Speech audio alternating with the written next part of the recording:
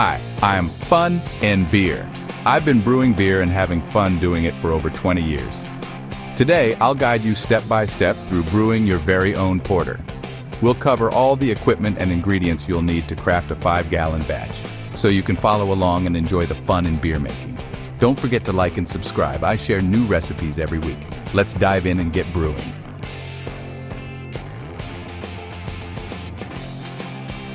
A porter is a dark and robust beer style with roots in 18th century England, known for its rich malt flavors and smooth drinkability.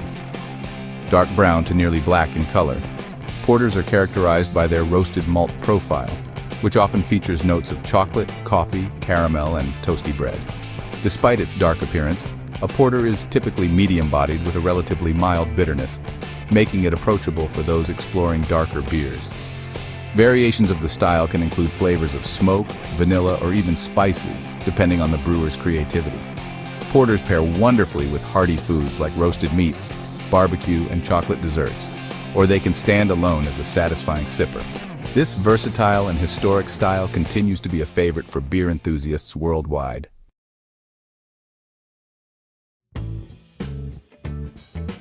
First, we will start with the essential equipment you'll need to get started brewing.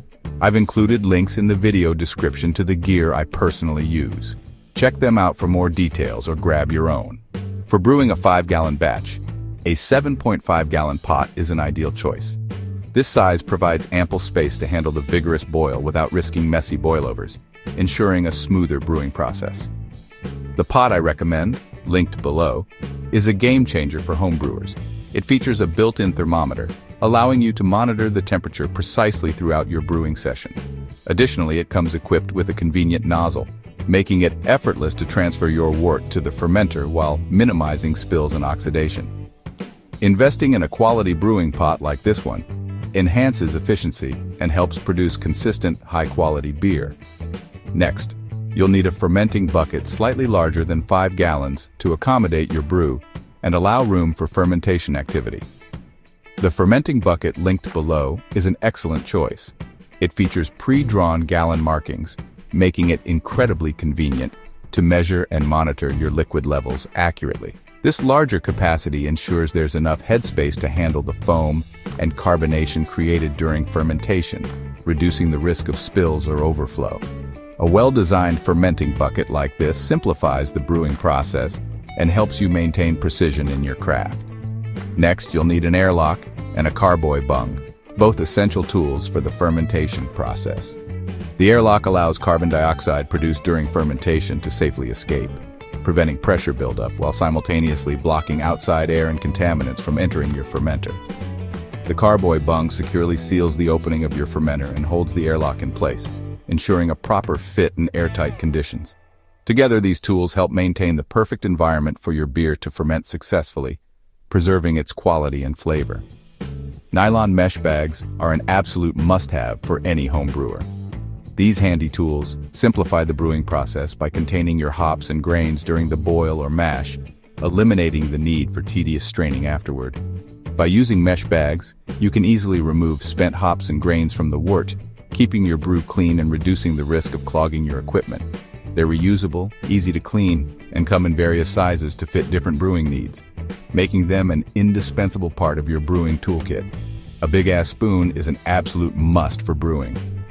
Whether you're stirring your mash, mixing in malt extract, or making sure hops are evenly distributed, a long, sturdy spoon is essential for reaching the bottom of your brew pot and getting the job done efficiently. Opt for one made of stainless steel or food-grade plastic to avoid unwanted reactions with your ingredients. Trust me, having the right spoon makes the whole process smoother, and your arms will thank you for the extra leverage. Sanitizer is absolutely non-negotiable in brewing. Proper sanitation is crucial to ensure the success of your batch, as even the smallest contamination can ruin all your hard work. You'll need to sanitize everything that comes into contact with your beer after the boil, including fermenters, airlocks, utensils, and tubing.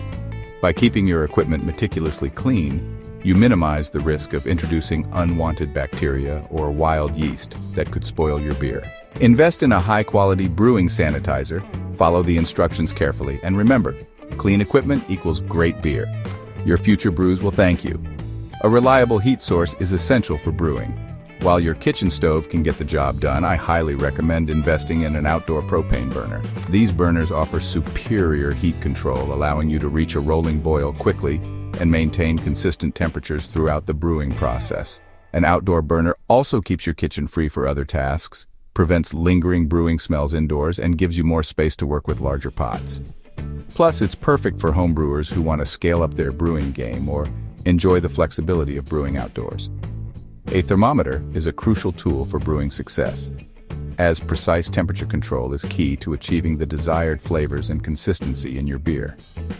If you didn't go with the pot that includes a built-in thermometer, you'll need a reliable standalone thermometer to monitor temperatures accurately. Look for a digital or analog thermometer with a quick response time and a wide temperature range. This ensures you can accurately measure everything from mash temps to the cooling phase. Keeping a close eye on your brew's temperature helps avoid mistakes and ensures the best possible outcome for your beer.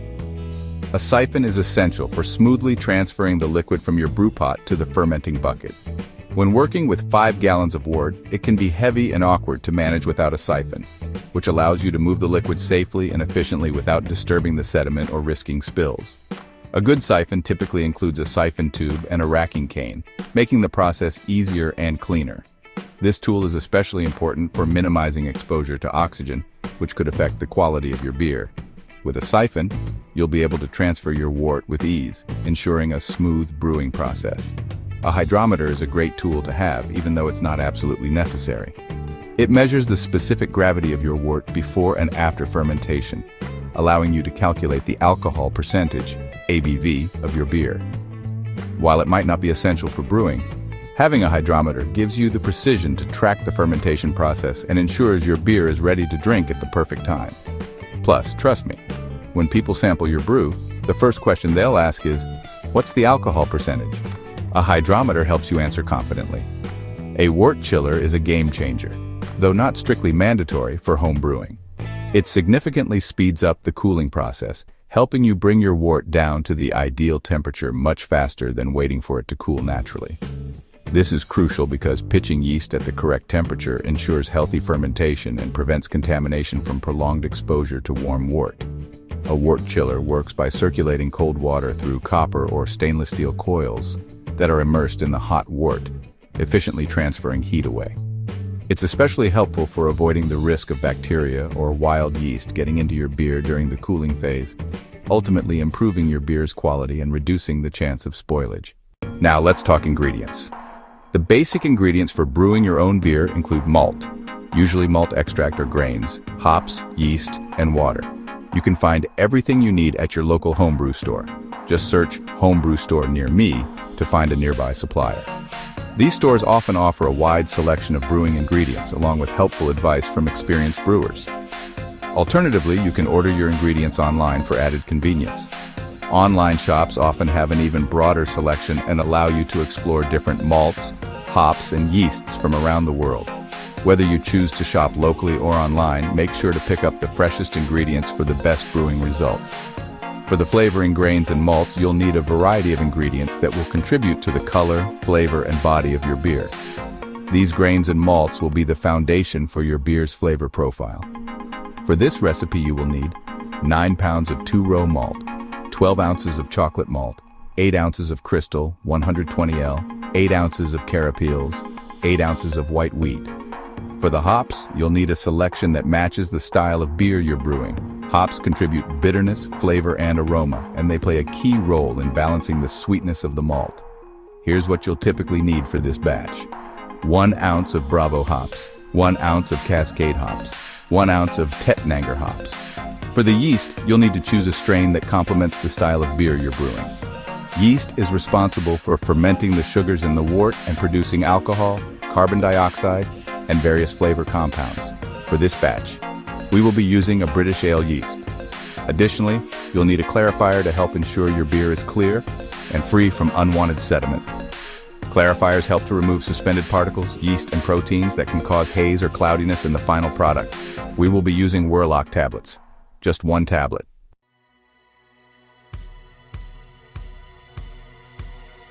All right, let's get brewing.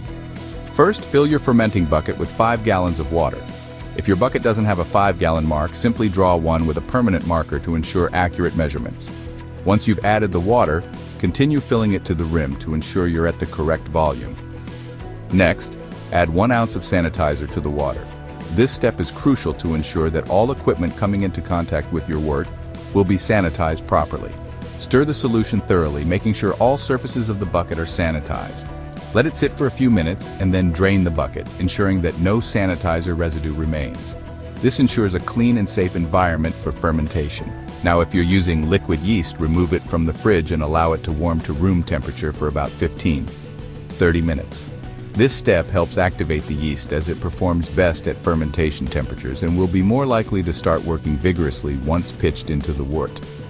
For dry yeast, simply follow the rehydration instructions on the packet.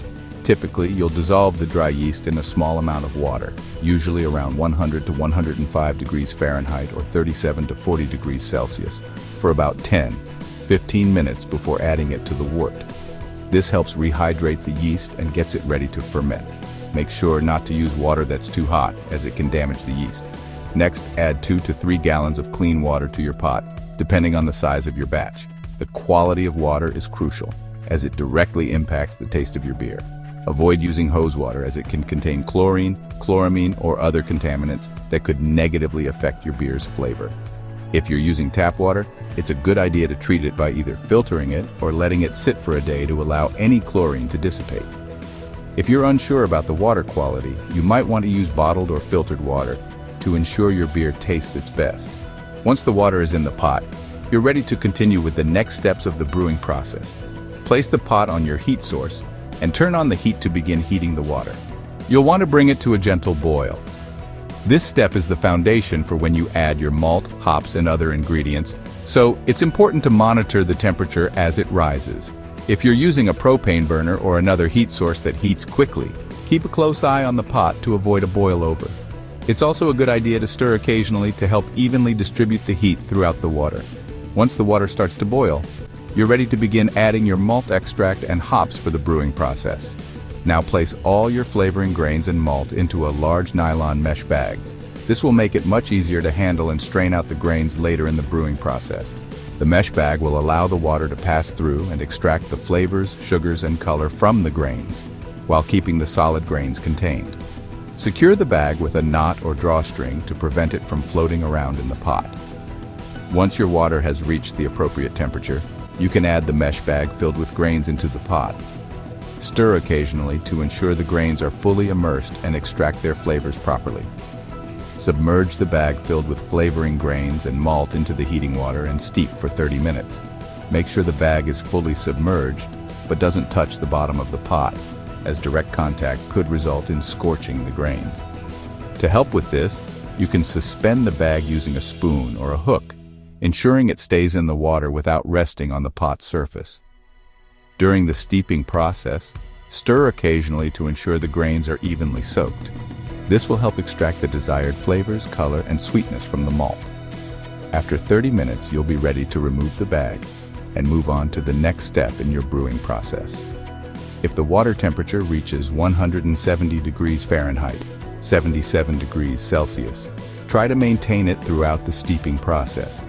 170 degrees Fahrenheit is the ideal temperature for steeping most flavoring grains and malts, as it helps extract the right flavors without over-extracting tannins, which could result in undesirable astringency.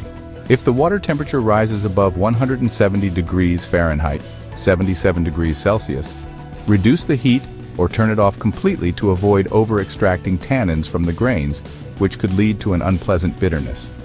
Once you've adjusted the heat, let the grains continue to steep until the full 30 minutes have passed. During this time, keep an eye on the temperature to ensure it stays within the optimal range. If necessary, you can remove the pot from the heat source for a brief period to allow the temperature to settle before resuming the steep. Once the 30 minutes are up, you can move on to the next steps in your brewing process, such as removing the grain bag and bringing the wort to a boil. Once the 30-minute steeping time is up, remove the grain bag from the pot and let it drain into the pot, making sure to extract as much liquid as possible. After that, bring the water to a boil.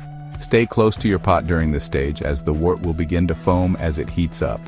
Be prepared to adjust the heat to prevent a boil over. If foam starts to rise too quickly, lower the heat temporarily until the foam settles. Once the foam subsides, you can bring the heat back up and continue boiling. The goal here is to maintain a rolling boil for the next phase of your brewing process, when you'll add your malt extract, hops, and other ingredients. Keep an eye on the pot to ensure the boil stays consistent. Start your timer for a 60-minute boil. This is the primary boiling phase, where you'll add other hops and ingredients at specific intervals. Keep an eye on the boil. Adjust the heat as necessary to maintain a steady rolling boil, and be ready for the next hop additions and other steps as the timer progresses. During the boil, sanitize everything that will come in contact with the beer after cooling to prevent contamination. This includes the fermenting bucket, airlocks, thermometer, hydrometer, spoons, and any other utensils you'll use during the fermentation process. A quick tip is to use the sanitizing solution from step 1, the water and sanitizer mixture, for this purpose. Just make sure to thoroughly sanitize all these items and set them aside, ensuring they stay clean and ready for use once the wort is cooled. Keeping your tools and equipment sanitized is crucial to avoid any unwanted bacteria or wild yeast that could ruin your batch. With 20 minutes left in the boil, carefully remove your immersion wort chiller from the sanitizing solution. Rinse it thoroughly with clean water to remove any residual sanitizer. Once it's rinsed, add the wort chiller to the boiling wort. By placing the chiller in the pot during the last 20 minutes of the boil, you'll help sanitize it further and ensure it's fully prepared for cooling the wort after the boil is complete. Make sure the chiller is submerged and positioned so that it can efficiently cool the wort later on, and keep an eye on the boil to finish out your brewing process. With 15 minutes left in the boil, add your 1 ounce of Bravo hops to a mesh bag to contain them and prevent any hop particles from lingering in the wort. Place the hop-filled mesh bag into the pot, allowing the hops to impart their aroma and flavor during the remainder of the boiling. With 1 minute left in the boil, add your 1 ounce of Cascade hops and 1 ounce of Tettnanger hops to a mesh bag to prevent particles from lingering in the wort. After the 60-minute boil timer concludes, follow these steps to ensure the next stage of your brewing process goes smoothly. Immediately turn off the heat source to stop the boiling process. This will prevent overboiling and help bring the temperature down quickly. Carefully remove your hop bags from the pot. Gently squeeze out any remaining wort from the bags, being careful not to burn yourself, as the wort is still hot. Discard the hop bags. Add your Whirloc Clarifier tablet to the wort. This will help coagulate proteins and other particles, making it easier to clarify the wort later on. Stir gently to dissolve the tablet and help it mix evenly into the wort.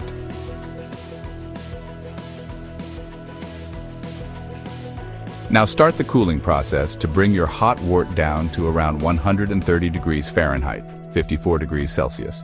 You have a few options for cooling. Use a wort chiller, submerge your sanitized immersion, wort chiller into the pot, and turn on the cold water.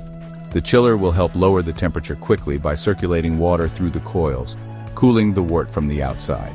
Without a wort chiller, if you don't have a wort chiller, you can cover the pot and run cool water over it or immerse the pot in an ice bath.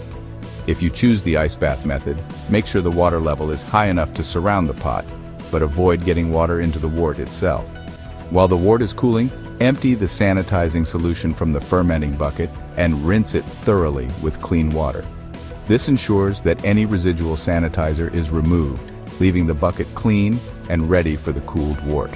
Make sure the bucket is completely rinsed and free of any sanitizer before moving on to the next step of transferring the wort. This is a crucial step to avoid any contamination that could affect the fermentation process. Once your fermenting bucket is clean, it will be ready to receive the cooled wort.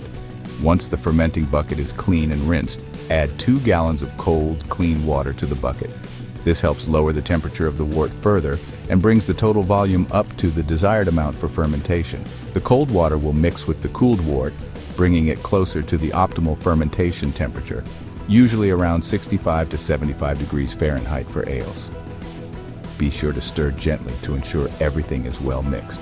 And once the wort is at the correct temperature, you're ready to transfer the wort into the fermenting bucket. When the wort reaches 130 degrees Fahrenheit or lower, transfer it to the fermenting bucket with the 2 gallons of cold water you added earlier. Stir the mixture gently to combine the cooled wort and water thoroughly. Next, fill the fermenting bucket to the 5-gallon line with additional cold water. Stir again to ensure an even mixture. After this, cover the fermenting bucket with the lid and allow the wort to cool further until it reaches the ideal fermentation temperature range of 70 to 80 degrees Fahrenheit. This may take some time, depending on the ambient temperature. Once the wort reaches the proper temperature, you're ready to move on to pitching the yeast and starting the fermentation process. Once the wort has cooled to 70 to 80 degrees Fahrenheit, take a sample using a sanitized hydrometer to measure the specific gravity. This reading will help you determine the potential alcohol content of your beer once fermentation is complete. Important note: do not return the sample back to the wort after taking the hydrometer reading. This helps prevent any contamination from entering the fermenting wort. You can discard the sample or save it for a small taste test if you're feeling adventurous. After you've taken the reading, you're ready to pitch the yeast and begin fermentation. Now it's time to pitch the yeast. Add your British Ale yeast to the cooled wort in the fermenting bucket. If you're using liquid yeast, simply pour it directly into the wort. For dry yeast, sprinkle it evenly across the surface of the wort. There's no need to stir the yeast in immediately, as the yeast will naturally begin to hydrate and sink into the wort. Make sure to secure the lid on the fermenting bucket and insert the airlock. Your yeast is now ready to start the fermentation process. Place the fermenting bucket in a cool, dark area where the temperature is consistent and within the ideal fermentation range for your yeast, usually between 65 to 75 degrees Fahrenheit. Keep an eye on it over the next few days to observe the fermentation activity. Store your fermenter in a cool, dark place where the room temperature stays between 60 to 70 degrees Fahrenheit. This is the ideal temperature range for the fermentation of most ales, allowing the yeast to work efficiently without stressing or producing off flavors. Make sure the area is free from direct sunlight or temperature fluctuations that could interfere with the fermentation process. Once stored, allow the yeast to do its job, and you should start to see signs of fermentation like bubbling in the airlock within 48 hours. Patience is key during this phase. Gently tap the fermenting bucket daily to release any trapped air that may accumulate. This helps prevent excessive pressure buildup inside the bucket and ensures the airlock functions properly. Tapping also helps redistribute any yeast that may have settled at the bottom, encouraging active fermentation. Be gentle to avoid disturbing the wort too much. As fermentation progresses, you'll likely hear bubbling in the airlock, indicating that the yeast is working and producing CO2. Keep monitoring the process until fermentation is complete. After 14 days, which includes 7 days of fermentation and 7 days of settling, your beer should be ready to be bottled or kegged. By this point, the fermentation process is complete, and the yeast has had time to settle at the bottom of the fermenter. Before bottling or kegging, you can take a final hydrometer reading to confirm that fermentation has finished and the specific gravity is stable. When you're ready to bottle or keg, be sure to sanitize all equipment that will come into contact with the beer, such as bottles, caps, or kegs, to avoid any contamination. Enjoy the final steps of your brewing process. Your homemade beer is almost ready to drink.